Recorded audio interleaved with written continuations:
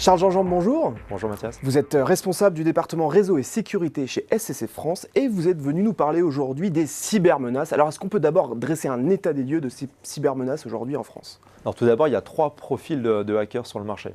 On a les hackers qui travaillent à la maison avec des outils qu'ils peuvent trouver sur Internet. Notamment, on peut acheter aujourd'hui un virus et avoir du support sur un virus pour pouvoir attaquer son voisin ou une entreprise. Ensuite, on va retrouver un profil plutôt organisé sur lequel on va avoir des moyens financiers et outillés pour pouvoir attaquer les entreprises. Donc là, on va trouver sur des secteurs comme les Anonymous, par exemple.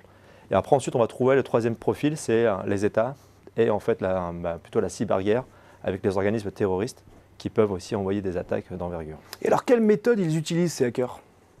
Alors, les hackers vont utiliser deux types de méthodes. La première, c'est l'attaque de masse. Donc, c'est vraiment faire mal tout de suite.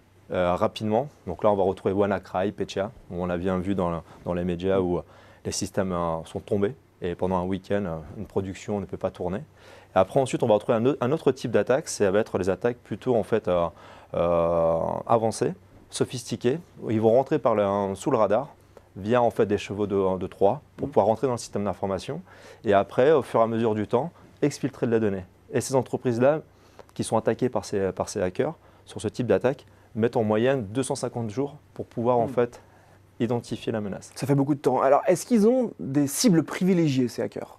Alors, il n'y a pas vraiment de cible privilégiée. Cependant, il y a des entreprises qui sont plus vulnérables. On va retrouver les PME qui n'ont pas toujours les moyens et les outils pour pouvoir se prémunir contre les attaques. Et surtout, il manque d'experts. Parce que les experts aujourd'hui, c'est la denrée rare du marché de la cybersécurité. Et un expert, faut le trouver, il faut qu'il soit formé et qu'il soit capable de pouvoir adapter son expertise à la mouvance qui sont les nouvelles attaques, WannaCry, Petya et autres. Alors justement, est-ce qu'il y a des solutions concrètes qui ont été trouvées pour lutter contre les pratiques de ces hackers? Alors, il n'y a pas vraiment de solution concrète parce que globalement, c'est la recherche régulière. Cependant, ce qu'on estime, nous, c'est d'automatiser la recherche d'indices de compromission, que la chaîne outillée pour pouvoir bloquer les nouvelles attaques soit vraiment la plus automatique possible et de mettre l'expertise, entre guillemets, la matière grise du client ou d'une société externe au bénéfice de l'attaque au moment précis où on a identifié l'attaque. Pour avoir un temps de réaction très rapide. Exactement. Donc il faut vraiment mettre en place une expertise au moment précis. Et j'ai envie de rajouter aussi, il y a deux types d'entreprises. Il y a les entreprises qui sont hackées et les entreprises qui ne le savent pas. Et donc ça c'est quelque chose de très important, c'est une sorte de mot pour sensibiliser un peu toutes ces entreprises. Eh bien merci Charles Jean-Jean pour cet éclairage sur les cybermenaces. Merci.